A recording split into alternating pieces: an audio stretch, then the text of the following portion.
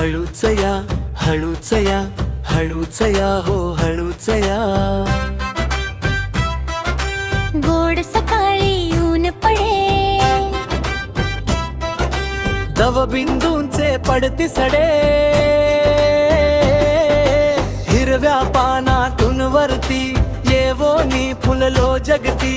हृदय अमुचीवलीशी परिगंधाच्या मधिराशी. हासून डोलून देतो धरडून सुगंध यातो सेवाया.